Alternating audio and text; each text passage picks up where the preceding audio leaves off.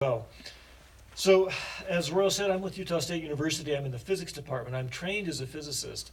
But what I've been doing for the last 15 years or so is what we call global change and complex systems, human sustainability, and human vibrancy. And I'll come back to that term a little bit later. So I study the Earth's systems and the impacts that human systems are having on our planet.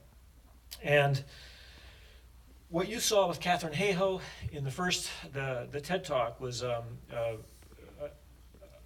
conversation. Rob, excuse me, can you get closer to the Oh, yes. Because at the top they can't hear you. Sure, is that better? Yes. Okay.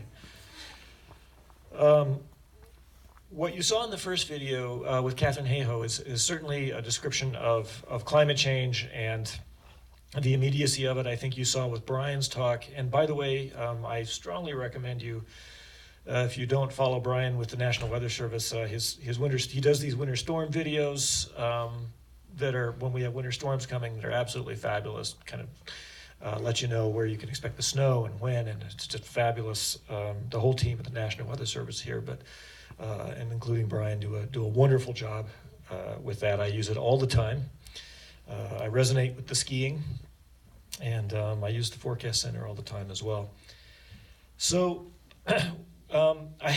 what we're going to do is pull back a little bit on climate change.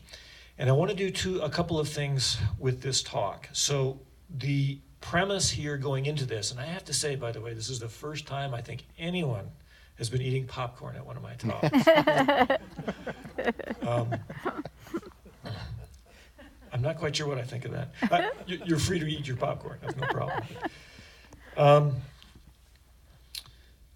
So I have two titles. The first one, this term disruption, which we're going to come back to several times. And the second one, and I would say the main title of today's talk, is Defining Radical in the Age of Humans. And we'll come back to this term, the Age of Humans, as well. And so you've been hearing about climate change for a long, long time, I'm sure. The premise of this talk is that we understand that humans are changing the climate and that it's serious. And what I want to do is take that premise and give us a little bit of clarity as to how we move forward. And so I'm going to do three things. I'm going to talk about the scale of both the risks that we're facing and also the scale of response that is required if we are to meet those risks and mitigate them. I want to talk about the broader context into which that response has to fit. And finally, I want to talk about the mindset that I am finding helpful and that I believe we need as a society to move forward to meet this challenge. Before I get to that, I'm going to briefly, we'll take 10 minutes to talk about the main problem we're talking about here right now today, which is climate change. So let's just review the basic facts. Okay, so what we have are carbon emissions, carbon dioxide in particular, that we create by burning gasoline, by burning coal, by burning oil. It produces carbon dioxide, and we measure these emissions in something called gigatons. So that's 1 billion tons of carbon dioxide. That's the typical unit that we use. These emissions go up into the atmosphere, and there's one more unit that's important to know. Then we measure how much is in the atmosphere. It's a concentration. That gets measured in parts per million. So for example, how many carbon dioxide molecules are in the atmosphere for every million other molecules. So those are the two units that you're going to see coming up. Let me start with the concentrations. Here's a graph of carbon dioxide concentrations over the last 1,000 years. So 1,000 years ago on the left, basically today on the right. And here's our measurement in parts per million up there on the left. And you can see that for most of the last 1,000 years, what we call the pre-industrial level, it's been sitting at around 280, just under 300 there, parts per million. When we start burning fossil fuels in earnest at the beginning of the Industrial Revolution a couple hundred years ago, it starts to rise, and you can see where we are today is a little over 410 parts per million. And if you look a little bit carefully at that graph, you can see that most of that rise came in just the last 50 years, from starting about the middle of the 20th century or so, or a little bit after that. This 50% of the excess carbon that's in the atmosphere has been put there in just the last 30 years. So we're burning it at a massive rate now. And this then is what is driving the warming of the planet. Greenhouse gas molecules, carbon dioxide is a greenhouse gas, because of their physical structure, are able to absorb energy that's leaving the planet in the form of light, infrared light, light we can't see, and trap that energy in the system and turn it into thermal energy in the atmosphere. So these emissions, carbon dioxide is incredibly important to our climate. Without the natural greenhouse effect, that 280 parts per million down there, the global average temperature would be about 0 degrees Fahrenheit. Completely unsupportable of any of the life that's on the planet now. This would be a lifeless rock without the natural greenhouse effect. With the natural greenhouse effect, the global average temperature is about 57 degrees Fahrenheit. So it's a very powerful thing. And what we're doing is dramatically enhancing that by burning fossil fuels. Here's what that warming looks like over the last century or so, from the end of the 19th century to the middle of the 20th to today. So as you look at this map, as the different locations change from the cooler blues to the warmer reds, that's those locations warming up. Okay, so this is not a temperature map, it's a temperature change map. So, for example, the northern, the high northern latitudes, the North Pole, that's all that dark red up there, isn't suddenly warmer than the equator, but it is warming up faster, as Brian told us a little bit sooner. So we'll look at it one more time. End of the 19th century, middle of the 20th, to today. So this is what we mean by global warming. And you can see that the warming is definitely not uniform, though it is completely global. Every place on the planet is warming. If you average all the locations over that time period, you find that we've warmed a little more than 1 degree Celsius. In that time period, most of that warming has come in the last 50 years. And if you're a little metrically challenged, I understand that. So you can always convert a temperature change from Celsius to Fahrenheit by roughly doubling it. So that's about a 2 degree Fahrenheit global average temperature change.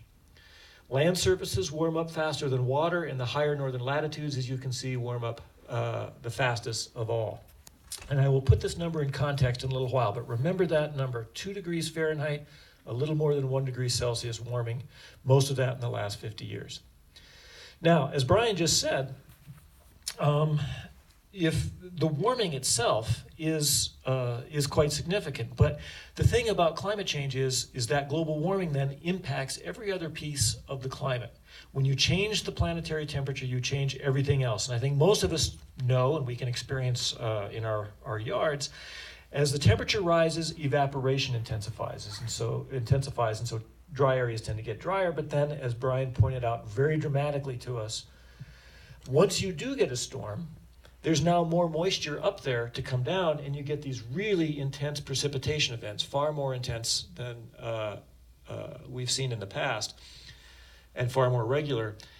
But then, and if this intensification of the water cycle were the only thing that happened, that would be serious. But it's not the only thing that happens. As I said, everything's connected, and so when you change the global temperature, you change everything else about our environment. You change where ice sheets are in Snowpack, where snow levels are here in Utah. Again, as Brian mentioned, we're losing snowpack pretty significantly, particularly in the low and mid elevations so far. You change where storms happen. That's that changing in the jet stream that Brian showed us so dramatically. And so here in Utah, that's very important. The mid latitudes is the jet stream is the major storm track. So you change where it rains and how intense, and the size of the droughts and how deep they are. You change internal climate cycles as well, like the El Nino-La Nina cycle, which has to do with the exchange of energy between the atmosphere and the oceans. Those things change and have very strong impact on our regional climate here in Utah. You change where things can live and where they can't, where they can grow and where they can't. You change everything about our environment. And this then is what we call climate change. Okay? So anthropogenic, human-caused global warming is driving climate change. This is the basics of the disruption that we're seeing. And just very briefly, here in Utah, we are not immune.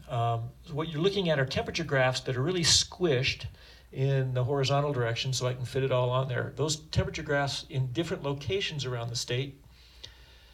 And the blue line is the temperature trend for the last 40 years for those different locations. What we find is Utah as a whole is warming at about twice the global average. And there are places in southeastern Utah, down here, Bluff and Hanksville, that are warming at between 2.5 and 3 times the global average. So we are warming quite rapidly, decade over decade, for the last 40 years. And then, of course, we in Utah are not escaping the impacts. And it's not just average temperatures that we're interested in. It turns out that some of the biggest impacts on both human systems and on natural systems come as you get changes in the extreme temperature, particularly the extreme high temperature changes. And particularly, this is something I'm sure that Royal and his colleagues at the Salt Lake Health Department could speak to a lot, because not surprisingly, it's when you get those extremes in temperature that the biggest human health impacts often occur, the most acute ones. We're seeing declining spring snowpacks, as I said, particularly in the low and mid elevations, changes to our ecology, which many scientists, both at the University of Utah, at BYU, and my home institution, Utah State University, study. For example, bark beetle infestations. We're just not getting those really cold temperatures that are killing off the bark beetles in the wintertime. And then, as a result, also across the West, and certainly here in Utah, we're seeing bigger and hotter wildfires. Much more intense wildfire seasons. And that's not too hard to understand either. Of course, as we raise the temperatures, evaporation intensifies, and a healthy forest is really difficult to burn. Trees are just great big towers of water, and it's hard to burn a tower of water. But as they dry out, and as they are stressed by heat and by, for example, insect infestations, and as the undergrowth dries out, then it becomes much easier to burn and burn much hotter. I want to just focus on this extreme high temperature for a moment to give you a sense of what I mean. So what I'm showing you here, let's take a minute to take this in, are the number of days in Tooele above 90 degrees for different decades, going back to the 1900s, the 1910s, the 1920s, and so on. Over here, just behind me, we've got you see the 60s and then the 70s, and then you see this steady climb of more and more days above 90 degrees, starting in the 1970s. That's the time when the human tug on the climate system completely overwhelmed all the natural tugs on the climate system. This is when humans became a bigger force on nature, so to speak, than nature in terms of climate. And so this is the steady climb of many more days in the high end of the temperature distribution. And that climb gets more extreme as we go in farther into the extreme temperatures. So this is days above 95 degrees, and you can see a much more pronounced climb as we go into the first decade of this century. Here's days above 100 degrees. So in Tooele, and the rest of Utah follows this pattern very closely.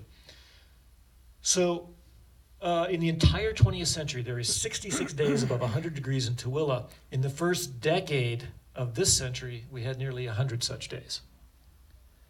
Okay, then we move further into the temperature tail. There's 102 degrees, 103 degrees.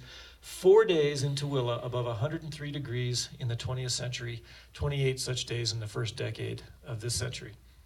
So we are seeing these impacts of a changing climate quite dramatically. It's not a sort of effect. It's a very strong effect. I'll give you one more example of another impact here in Utah. This is the number of days below 32 degrees in Park City. And of course, this is important to us from the standpoint of water, because as Brian mentioned, most of us Utahns get most of our water from snowpack. So of course, if the temperature is not below 32 degrees, if it precipitates, it's not going to fall as snow, it's going to fall as rain. And then of course, for our massive outdoor winter sports industry here in Utah, this shows us that since 1970, we've lost about 6 weeks worth of days when it can snow in Park City. So again, not just a small impact, a very strong impact, and that's continuing. Okay, so that's the disruption that we're talking about. Earth is warming. It's because of us, principally from the emission of greenhouse gases. This is disrupting the entire planetary climate system. And this last bit is what we're going to spend the rest of our time on, carrying with it extreme risks for humans.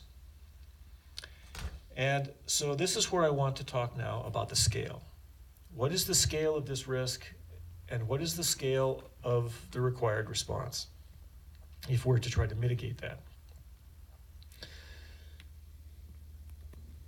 So this is a map of North America, looking at, if you look down to your lower left there, by the end of the century, so another 80 years or so, what we can expect the temperature change to look like if we continue on our current track of high carbon emissions. And what you're looking at is an average 13 degree Fahrenheit temperature rise across most of North America. The dark red up there in the Arctic is up to 25 degrees Fahrenheit warming. This is an absolutely completely different planet than we exist on today, certainly with respect to living systems. If we get religion right now, so to speak, and follow a low carbon trajectory, we can still expect considerable change. That's the situation on the left of another 4 degrees Fahrenheit or so warming across most of North America. And that is still very significant. That's about what we've already had across North America, in fact, a little bit more. So what we're looking at is we've already seen very significant impacts globally and here in Utah. We can expect very significant impacts to increase even on a low carbon scenario. But what I find useful about looking at this particular comparison is think of what you're looking at as our choice. We can still choose to follow a trajectory on the left, or we can choose to continue to follow a trajectory on the right. And these are very, very different planets. These are very, very different situations for humans and human civilization. I'm going to show you two more projections. The first one, we're going to look at snowpack. I'll just visualize it a little bit differently. So this is spring snowpack. This is when the snowpack in the mountains is at its deepest, gets ready to start melting and give us our water. That's where we're going to focus as I show you this animation. And the darker blue is the deeper snowpack, the lighter white is the thinner snowpack, and of course it goes with elevation, so the darker blue there is the higher elevation in the mountains. And I'm going to show you, first of all, some observations starting in 1950. So this is actual data, how much snowpack we've had in the springs of these years, and then we'll look at projections moving forward under a high carbon scenario. This is the scenario we're currently following, lots of carbon emissions. So we'll start in 1950, and you can see it's variable. Some years are snowier than others, we know this. But we always have very significant snowpack here in the mountains. And now we're moving into projections under a high carbon scenario, temperature and precipitation. You see that as we move towards the middle of the century right here, the snowpack's becoming very thin. And by the time we get to the latter half of the century, the snowpack essentially disappears. And so, as Brian just told us, we expect to move to what the wonks in his world call a rain-driven hydrology instead of a snow-driven hydrology, which, as he mentioned, has extreme implications for the way that we consume and store water. We are not at all prepared for this at the moment.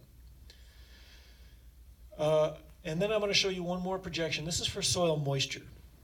And soil moisture is a little different. So you have to take into account how we expect precipitation patterns to change, but also temperature change. And you can get into kind of a weird, perverse situation where you can actually be in an area, and in fact here in northern Utah we fall under this exact case for these projections, where you might expect to get maybe just a little bit more precipitation.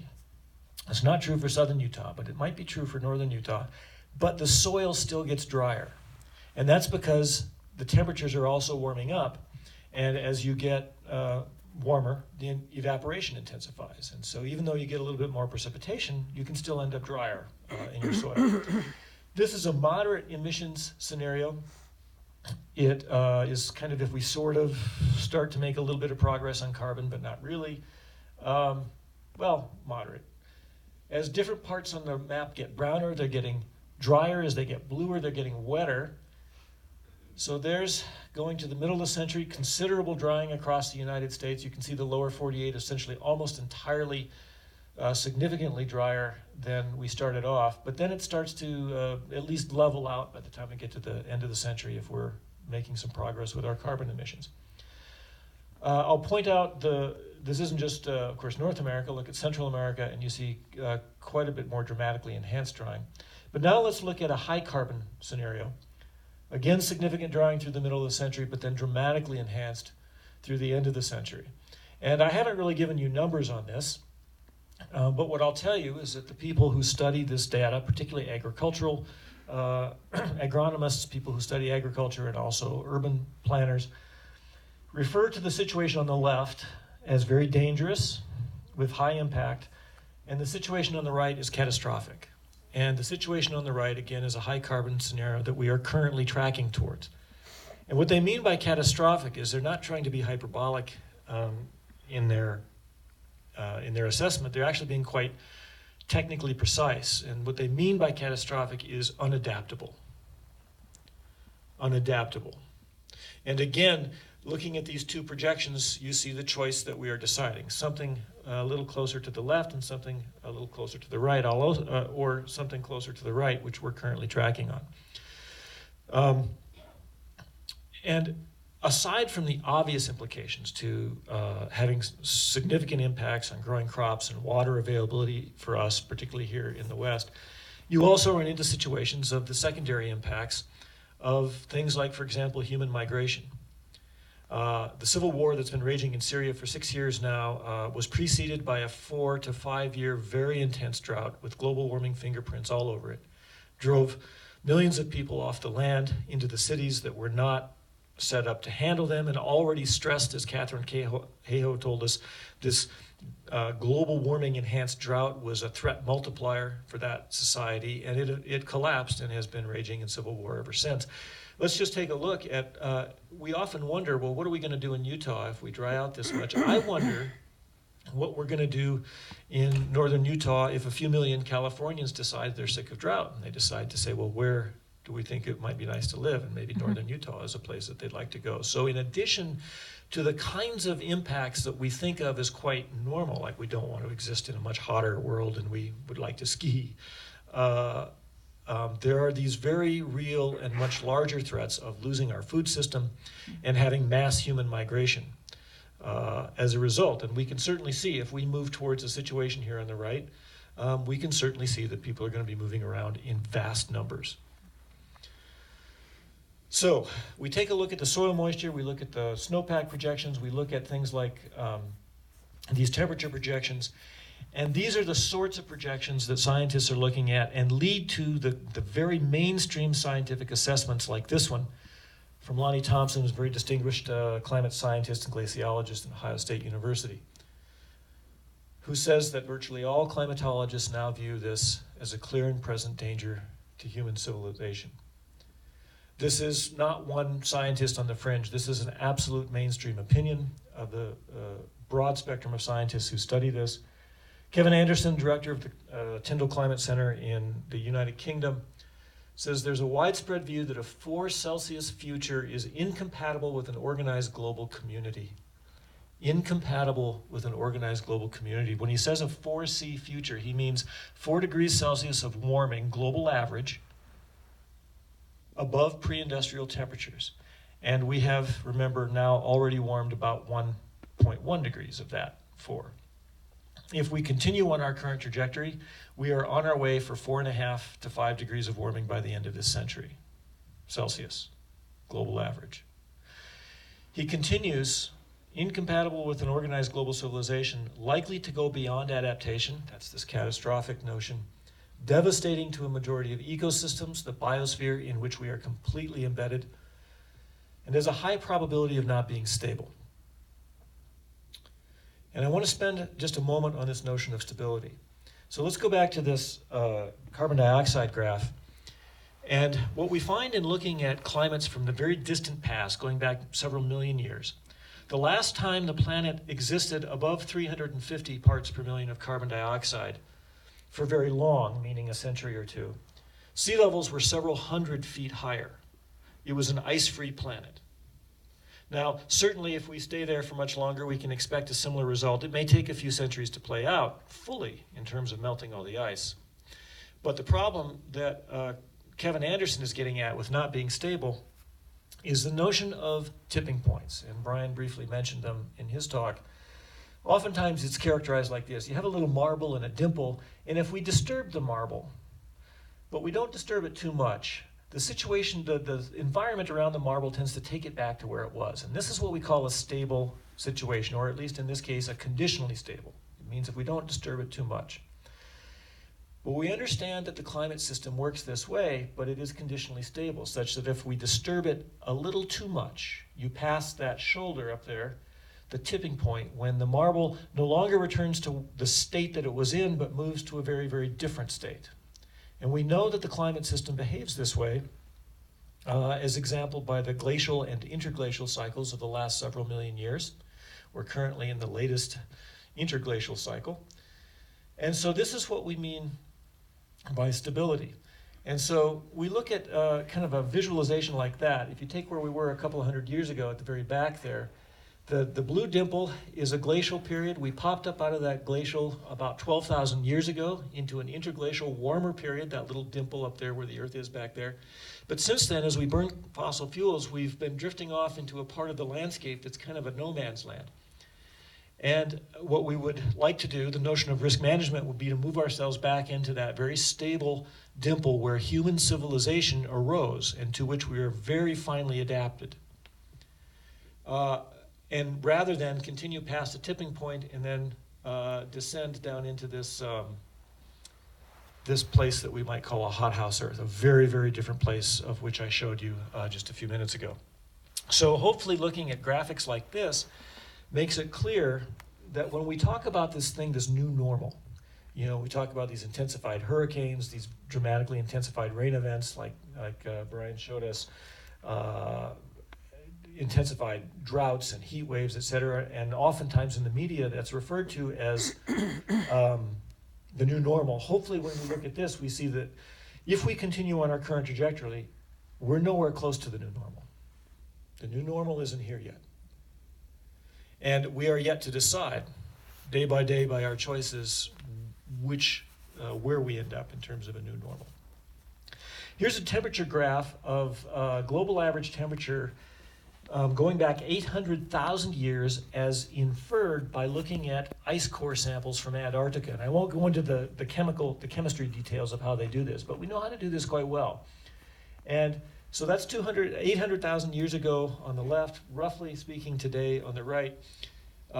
Remember, we've warmed about 2 degrees Fahrenheit global average so far. By the end of this century, we're on our way to about something like 7 to 10 degrees Fahrenheit by the end of this century, which is on scale with the same size of change of temperatures going from an ice age to where we are today. Except when you do it with an ice age, that jump, that very steep jump in temperature actually takes about 12,000 years. We've got a really compressed time schedule here.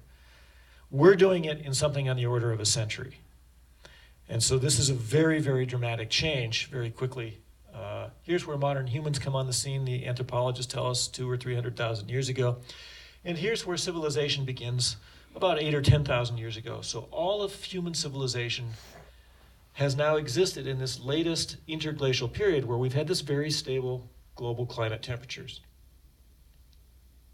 And what we risk now is moving ourselves out of this very stable temperature as we saw before.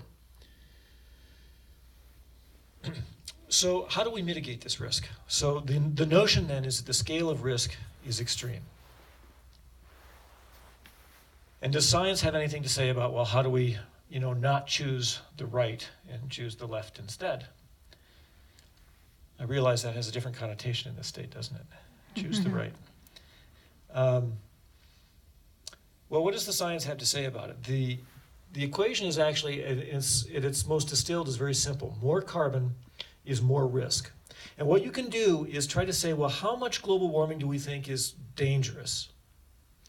And whatever that number is it 1 degree Celsius, is it 2 degrees Celsius of global average warming? You can then take that number and calculate a carbon budget, meaning how much more carbon do we think we can dump into the atmosphere and maintain some reasonable chance of staying below that temperature. So if we choose, and that's our carbon budget, and if we choose 2 degrees Celsius as our danger line, which has been done in the past, then this was our remaining carbon budget about 7 years ago in 2012, about 1,000 gigatons of carbon dioxide. Now that was 7 years ago. We've burned through some of that budget, so this is what we've got now. And, excuse me. But what we found is that, in fact, in the intervening time, in those 7 years, we've discovered that the oceans are actually taking up quite a bit more heat than we thought they were. And that's good and that's bad. The good news is that we want the heat to go into the oceans because you can add a lot of energy to water and it doesn't warm up nearly as much as when you add that energy to land or to air. And so the oceans act as a great big buffer.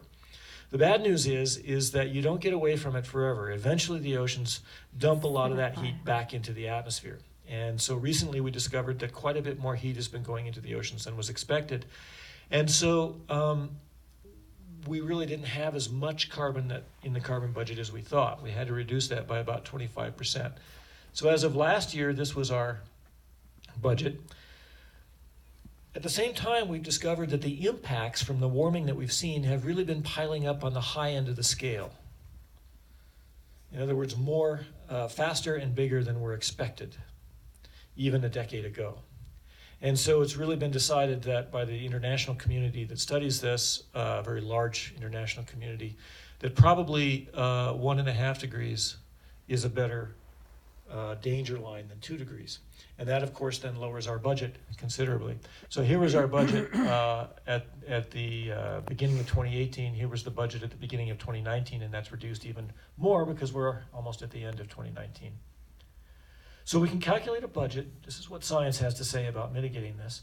This is how much carbon we can burn and hope to stay below 1.5 degrees Celsius. 2 chances in 3 of staying below that is the specific risk. And here's how fast we're going to burn through that budget on our current pattern of consuming fossil fuels. A bit less than a decade. Now, I want to make clear that this isn't conservative or liberal, Democrat or Republican. This is just physics. From any kind of real sense of risk management, if we want to stay below what is now considered a dangerous level of warming, 1.5 degrees Celsius, and that is decided at what level do we think that we're going to start to see globally catastrophic impacts, as opposed to just regionally catastrophic, which we've been having for a couple of decades now. At what point do we expect these impacts to start to add up to globally catastrophic impacts? That's the danger line. We're going to burn through that budget in about 10 years. Here's that budget relative to the proven reserves of coal and oil and natural gas that we're already extracting, and that we're extracting by what are called traditional means, regular wells and regular mines. So what the physics tells us is that we can really only burn, something on the order of 10%, less than 10%, of the reserves that we already have if we want to mitigate this risk in any serious fashion. Now, if we include non-traditional reserves, things that like tar sands and recovery methods like fracking, which we should include because we are using those methods, then the reserves, of course, are much bigger, and what we find out is we can only burn about 5%. The budget is about 5% of those reserves. On this notion of clarity, I think for us as a society, and certainly if you're the executive of, say, a fossil fuel company, this should provide some real clarity. We can burn, according to the physics, only 5% of the reserves we already know about. There's certainly no reason to spend any more time or any more effort or any more money looking for more coal or more oil or more natural gas. We can only burn about 5% of what we've already found. And certainly as a society, I would simply add that it makes no sense for us to subsidize fossil fuel companies to explore to find new reserves if we can't exploit them. But that's exactly what we do. So what does this mitigation then look like this for a society? So remember, we had parts per million in the atmosphere, and we had our emissions, which are gigatons of carbon. Here's our emissions curve starting in 1990 on the left, in gigatons of carbon on the vertical scale. So in 1990, we were emitting about 20 gigatons of carbon dioxide every year globally. Last year was about 40 gigatons. We're continuing to rise. The US is continuing to rise, and the globe is continuing to rise. The US went up about 1.5 or 2% in our emissions last year. Globally, it was close to 3%. What we need to do is the following. We need to peak very soon, this year or next year, and we need to then start to reduce in what I would call a managed decline. This is going to look pretty extreme in just a moment when I give you the numbers, but I call this a rational decarbonization. We have got to completely decouple our economy and our lifestyles from the emission of carbon dioxide. We have to completely decouple. If you look at the current trajectory we're on, this is what it looks like. Many of you have probably heard about the Paris Climate Agreement, for which every nation on the planet is a signatory, except the United States now. We were a signatory, but the current administration has removed us from that. But if you look at the goals, if all the nations who have signed the Paris Agreement stick to their agreement, this is where we end up, and this is where we need to be. So certainly even sticking to the Paris Accord is not anywhere nearly enough, but it was never intended that way. It was intended as a first step. It wasn't the entire journey. It was just getting out the door. So what we need to do is peak, and we need to decline. Now, and if you, for the math nerds up here, if you integrate under that curve, that's our budget. That's how much we can burn. And if we wait to peak a little bit longer, the first graph I showed you has us peaking in 2020. If we wait to, say, 2025, that means we burn more carbon up front, and so we have to decline much faster on the other end to make it up. So every year that we wait, it gets harder. And if we had started in 1992, this decline, this managed decline, would have been on the order of 1.5% or 2% annually. Very, very modest. Even in 1992, less than 1% per year. But we've waited to 2002, to 2012, and to 2019. And so it turns out now we have to decline much faster, and every year we wait, it gets much, much harder. What does that decline look like? As a rule of thumb, and again, this is just physics. This isn't left or right or conservative or liberal, it's just physics. We need to peak next year at 2020 at about 40 gigatons, and we need to cut that emission in half every decade. So by 2030, we're down to 20 gigatons. By 2040, we're down to 10. And as we get to the middle of the century, we're approaching 0. This is the physics. And what that means is, globally, we need to reduce our emissions about 7% every single year. But there's a catch. And the catch is this, is that most of the problem that we're now facing was not created by most of the world. In fact, about 80% of the excess carbon that is now in the atmosphere was put there by about 20% of the world's population. So in other words, from the standpoint of an equitable solution internationally, it doesn't really seem fair that we ask, say, Bangladesh to reduce their carbon emissions 7% every year, when what they're doing when they install more carbon, when they emit more carbon, is just trying to turn on light bulbs. So from an equity standpoint then, and also from a technological standpoint, it makes more sense that the developed nations of the world, the European Union, the United States, Australia, Canada, Japan, Russia, be responsible for more of the upfront emissions. So certainly in this first decade, probably first 2 decades, we need to allow the developing world to emit a little more carbon, because they're just trying to turn light bulbs on. And so if we allow that, then the developed world has to reduce faster, and when you add it all up, that means that we, here in the United States and in the rest of the developed world, need to reduce our emissions about 15% every single year. This decade that we're in now, the very next decade, is by far the most critical. Our efforts certainly won't end after this decade, but we have got to make enormous progress this decade. So in the news, when you hear that we've got 8 years or 10 years or 12 years to solve climate change, this is roughly where they're getting their numbers from, but that interpretation is wrong. We don't have 10 years, we have no years. We have to be started right now. We have to peak right now, and we have to start declining 15% a year, every single year. And the beauty of that,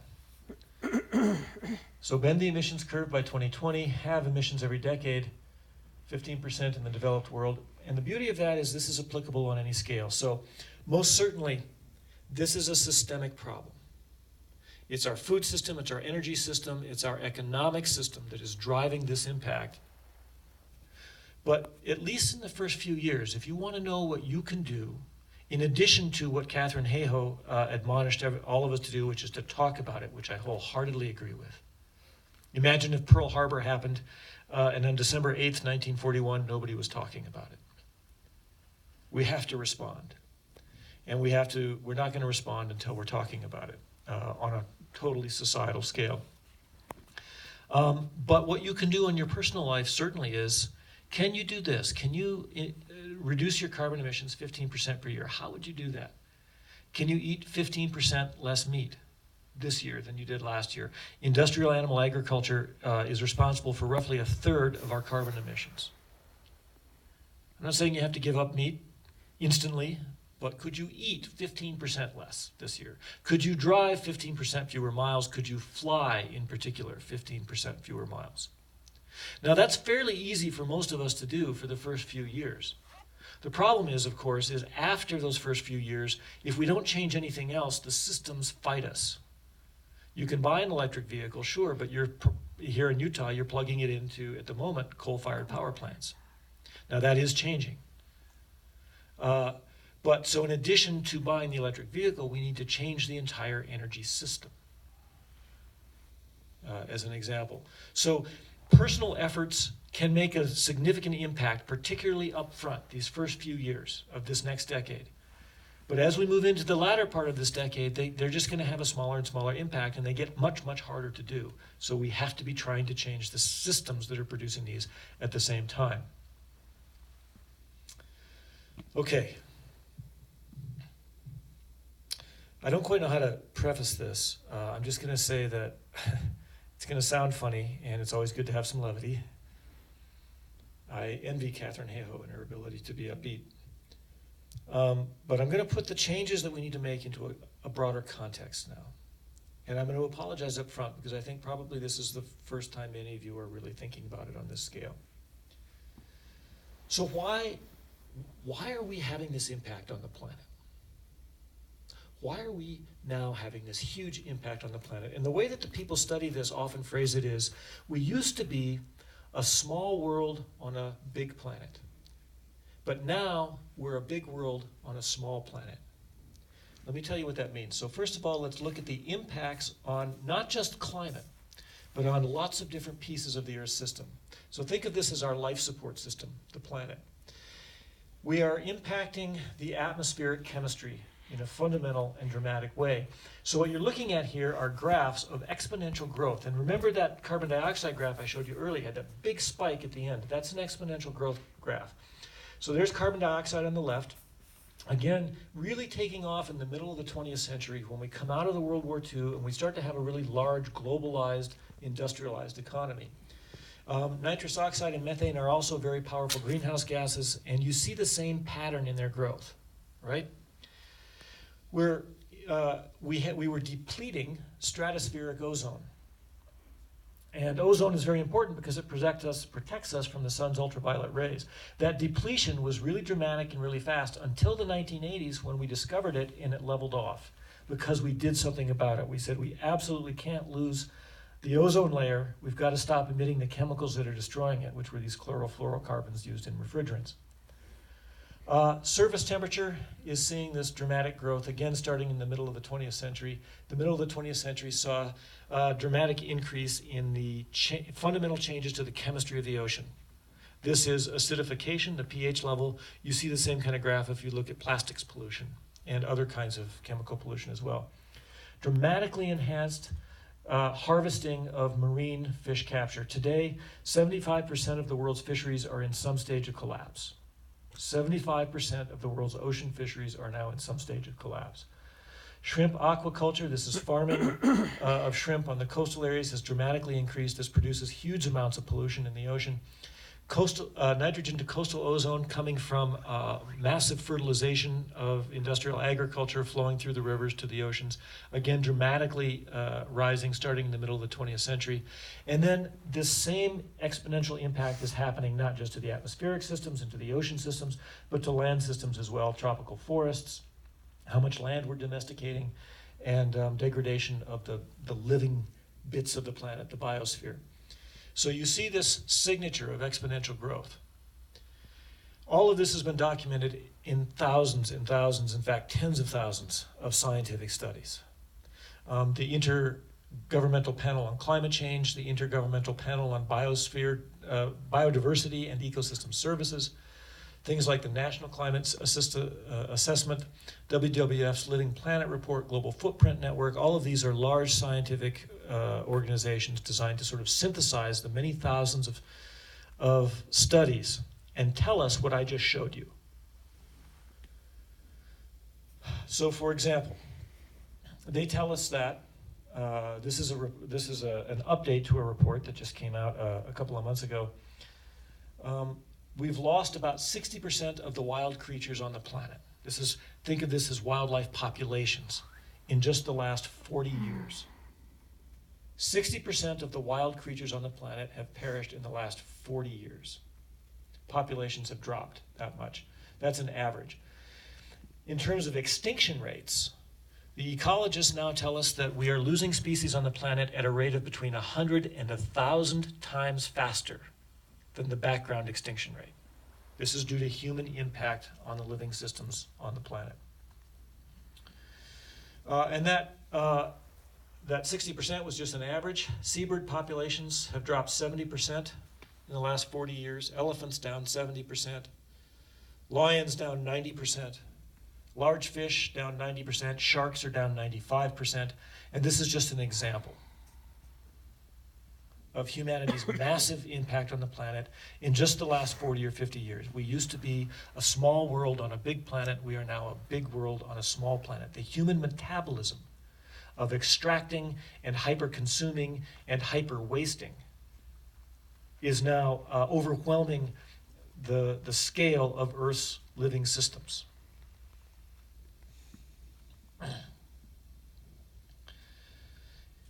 Just to give you an example of the importance of 1.5 degrees, during a 3-year extreme ocean warming event from 2015 to 2017, the marine biologists tell us we lost about 20% of the world's coral reefs. This is very important because coral reefs are essentially the rainforests, the tropical rainforests of the ocean system. They're incredibly important to biodiversity in the oceans. Something on the order of 1/3 of marine creatures depend on coral reefs at some form of their life cycle. About 1 billion people, between 1 and 2 billion people, depend on the oceans for their primary source of protein. If we warm to 1.5 degrees, we can expect to lose 80% of the world's coral reefs. If we warm to 2 degrees Celsius, we can essentially expect to lose all of the world's coral reefs. We're on track to do that by the year 2040.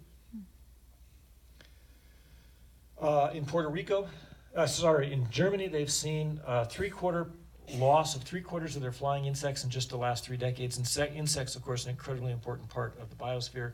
In Puerto Rico, that's a 90 to 98% loss of the biomass of insects in the last 4 decades, and these trends are mirrored across the rest of the globe.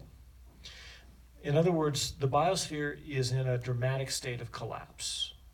Many biologists are now calling it the 6th great extinction event, this one due to humans.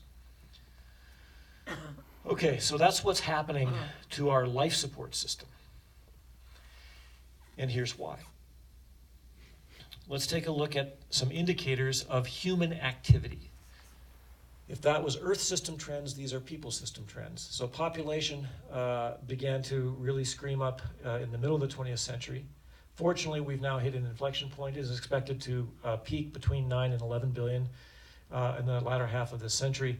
Think of real gross domestic product as a measure of consumption. The stuff we extract and produce and consume is tightly tied to GDP, and so that has really started to scream up again starting in the middle of the 20th century. Urban population, primary energy use, fertilizer consumption screaming up. So in other words, you see the same pattern in human systems. It's this pattern in human systems that's driving that pattern in our impact on the natural systems. Damming rivers, blue water use, paper production, think of this as an impact on forest systems. Transportation, telecommunications, and international tourism. Think of international tourism as a proxy for globalism. How globalized is our world? And we've become much more globalized and far less regionalized. So this is what is driving certainly climate change, but even forget climate change, it's driving these impacts, these huge impacts to the biological systems on the planet, of which climate change is a piece, but actually a minor piece. Currently, ecologists say that of that dramatic increase in the extinction rate and in their population loss, right now they attribute only about 15% of that to climate change so far. This is summed up in a paper published in a prestigious scientific journal, Nature, just a few years ago.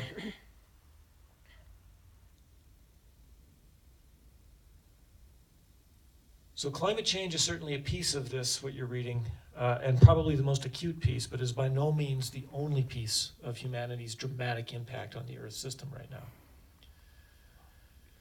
now. Geologists have retermed our current geologic epoch, the Holocene, the last 12,000 years since the Ice Age, as the Anthropocene, a period during which human activity is now the dominant influence on the planet. So let's look at this notion of growth really quickly, just to give you a sense of how powerful it is. So you see that little black square there in the middle of the O. That's a few pixels by a few pixels on my computer. If I were to take that black square, let me move it up here to the corner, and just add that same black square every second, just keep adding a black square like that every second, we would sit here for about 10.5 hours until the entire screen was filled. That's called arithmetic growth. On the other hand, if I double the size of that pixel every second, this is how long it takes to fill that screen. 1, 2, 3,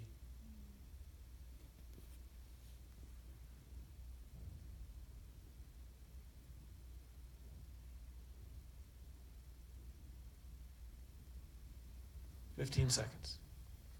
This is the power of exponential growth.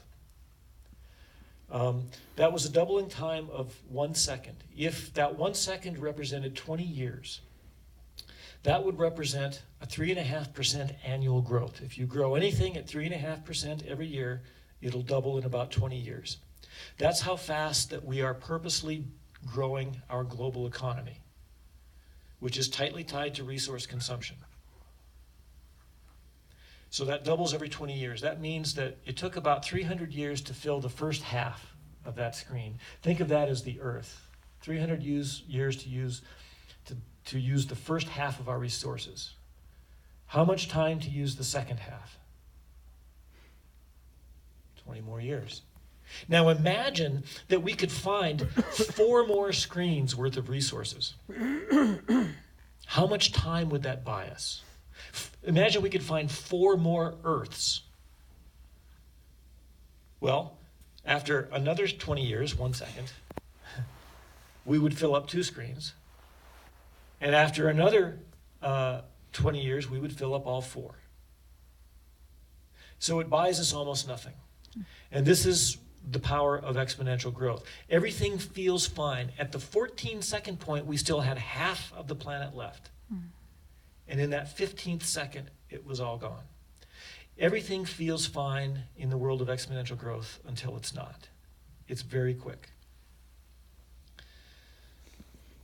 Currently, we are now consuming, in 2016, about 1.6 planets worth of resources. In other words, we're over-consuming our resource base at about 160%. This is this is the resources that the Earth provides us and its ability to absorb our wastes and reprocess them. This number was updated to 170%, 1.7 planets last year.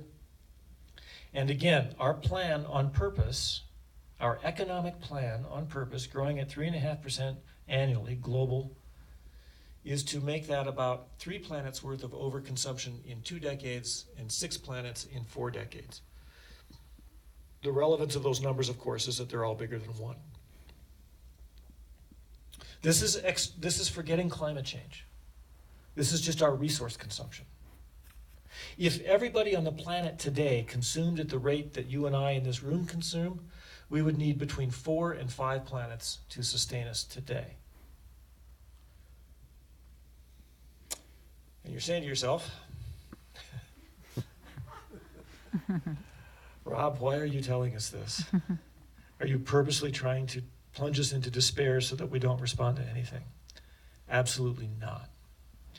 But from my perspective, we are now in a position that we need to respond to this acute emergency of climate change. We need to recognize that we have a context for this acute emergency, which is basically other acute emergencies. And that determines how we move forward. It shapes how we move forward. I'm telling you because it's important that we understand the full concept. Here's this quote from Dwight Eisenhower: "If a problem is too big to be solved, make it bigger." And what he meant by that is if you're not coming up with the solutions, you're probably not including all the pieces. And it's very important, it's critical, in fact, as we move forward, that we include all of these pieces. So for example, if you're trying to build low carbon energy, dams, hydropower, seem like a great idea. They're very low carbon. But they dramatically exacerbate our impact on the living world. And the ecologists, rightly so, scream bloody murder. We can't afford to be dumping species and populations at the rate that we're doing, so dams are a bad idea in general.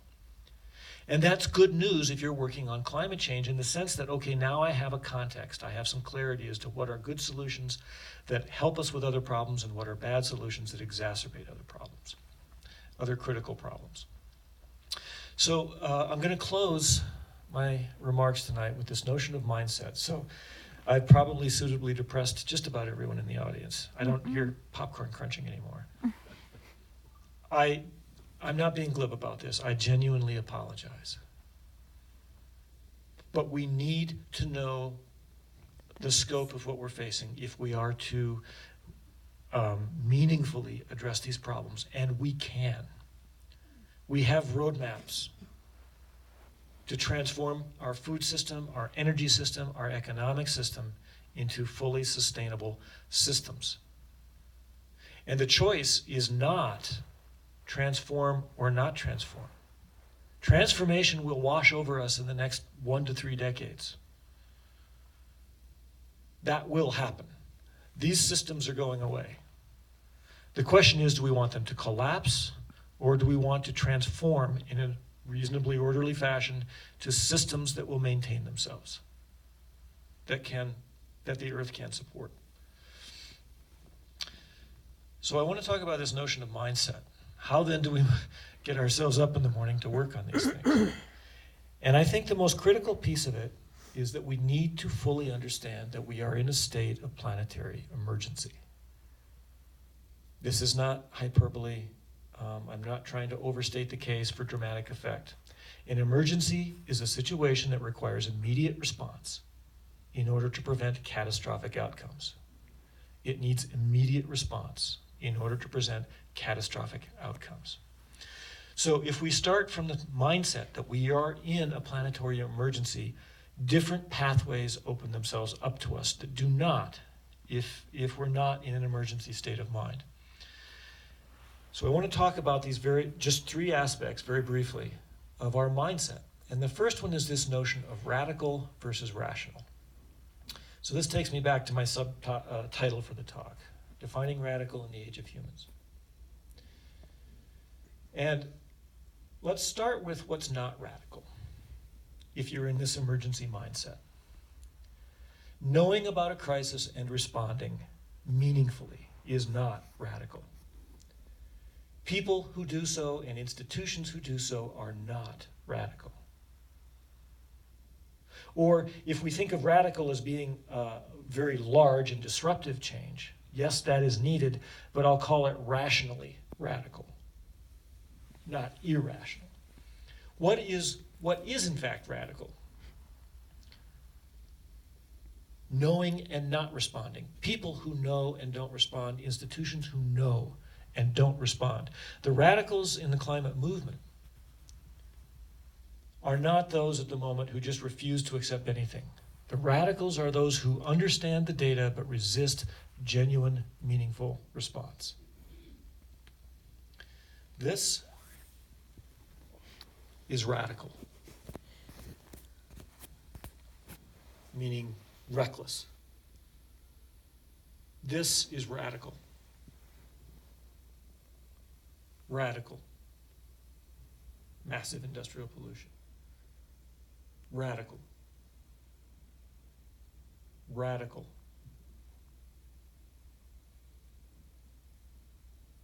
Not radical. Not radical. Show of hands, how many people recognize this girl? This is Greta Tunberg. She's a 16-year-old Swedish student. She went on strike against school, sat outside alone with her handmade sign in front of the Swedish parliament starting about a year and a half ago. In that year and a half, her lone climate strike has turned into Millions. not radical. Not radical. Last week, 7 million people walked out of school and walked off their jobs in a global climate strike. This is absolutely rational if you're in an emergency mindset, which these kids are. And they are rationally there. The second thing I want to focus on is this notion of viable versus necessary, particularly those of you who are in policy world, or even those of you who think about and vote on these things. We often try to think about what can we do that is viable, and oftentimes the term is politically viable. Well, not. The thing is, when you're in an emergency, we need to set as our guiding star not what's viable, but what is necessary. Winston Churchill, of course, a man of many great quotes and a pretty complicated figure, but one of his quotes was something to the effect, of course, sometimes we don't need to do our best, we need to do what's necessary. In an emergency, when the car is there, we just lift the car off the person trapped underneath. If the house is burning down, we just get out. We don't worry about what's viable, we do what's necessary or die trying, so to speak. So our North Star needs to be what's necessary, not what's viable. And that allows us, that opens up a much broader space of what we consider as solutions, as goals. So let me pose to you a question. What would you think if I said, we need to ban all new automobile production and sales? Does anybody in here think of this as being politically viable? Cute. Interestingly, we did it. We did this. We banned the production and sale of all new automobiles in the United States for 4 years in December 1941. On December 5th, this would not have been politically viable. On December 30th, it was done. And those factories were making tanks and airplanes and trucks and munitions and artillery and everything that we needed to meet that emergency. My point, of course, is that what is politically viable is a moving target. What about if I said we need to take every airplane that's in the air right now and just land it on the ground wherever it is, and ground all the rest of the airplanes and tell all the people that were on those airplanes to find their own way home, and ground the whole fleet indefinitely? Politically viable? September 11th. September 11th, exactly. We did it on September 11th, 2001. What on September 10th was absolutely unthinkable on September 11th was just done. Politically viable is a moving target. Now, I'm not suggesting that this is what we need to do to meet the climate crisis. I'm suggesting that what we think of as politically viable is fungible. What is necessary is where we need to set our course. And when you do that, you start to open up much broader possibilities. And I would suggest to you that what is absolutely necessary to meet the climate crisis as a start is we have got to keep the fossil fuels in the ground. If they get extracted, they will get burned. If they get extracted, they will get burned. And one of the most effective ways to do this, one piece of the equation, not the whole piece, is to put a price on carbon. This isn't getting to the top of the mountain. This is just putting on our backpack. It's the very first thing you got to do. And there's lots of other things we got to do too. If we view this as an emergency, this is doable. Mass transit. Real options for Utah, let's say high-speed trains going up and down the Wasatch Front. I'm not talking about the front runner, which is fine, which is good. Let's do that. Let's make them high-speed and electric. Japan has had them for 40 years. France. Fully distributed power systems. Communities making their own powers. This is if you were to design a community, society from scratch, you wouldn't build these giant centralized power plants. You would produce the power where you use it, just like we produce the hot water where we use it. Other things like walkable cities, et cetera, for those people who are societal planners and need support from the citizenry. If we view this like it is, which is an emergency, and this decade as the most critical decade, all kinds of things make more sense. And so the idea is you identify what's necessary and then you make it politically viable. And there are people like me out there who are going around giving many, many talks like this trying to do that. So the other thing I'm hoping you all in the audience see is based on that whole last thing that I showed you, all these different impacts, our food system, our economic system, our energy system. Whatever you want to work on, there is a place for you to do this work. We don't all have to become environmental scientists, and that very much includes social justice. So if we keep that, for example, if we keep that fossil fuel in the ground, and we do it this decade, that imposes extreme hardships on fossil fuel communities. Here in Utah, places like Price, and Uinta Basin, Vernal. Those people need to be considered. We're going to massively deploy public effort and funds to do all kinds of things. Let's make sure that that money and those efforts appropriately target the places that most desperately need the help. That includes fossil fuel communities. It also includes low-income people who are dramatically disproportionately affected by the impacts of climate change. We have these problems anyway. As long as we're going to be deploying massive public resources to fix these problems, let's deploy them strategically so that we fix other problems as well. Homelessness, access to healthcare, massive wealth inequity.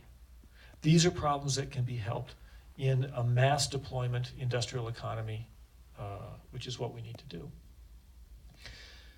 Finally, let me focus on this notion of the framing of this question, which is often framed as hope versus despair. You heard Catherine Hayhoe talk about it, and I appreciate her comments, but I'm going to disagree just a little bit.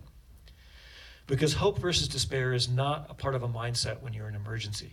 When you're in a burning house, you don't hope that you get out, you just get out.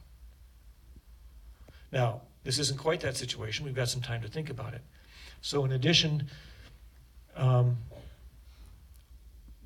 I want to replace the hope versus despair mindset in your minds. This is certainly how I view it, with a resolve mindset. We just resolve to do it. We haven't really made significant progress to the scale that we need in addressing these problems, particularly climate change. But the good news is we haven't really tried. We haven't really tried because we have not resolved to fix this problem. Once it's resolved, then you figure out step by step how it gets fixed. And again, the good news is we're not out in the wilderness. We have roadmaps to do this. And of course, when the course correct as we go, but we have ways to get started. Think of this as a mountain. We may not see the route all the way to the top, but we can see the next step. And so our job is to take the next step, a next meaningful step, and whatever you're interested in, whether it's various flavors of social justice, whether it's food systems or energy systems or economic systems or political systems. See how that fits into this big picture that I've tried to paint today.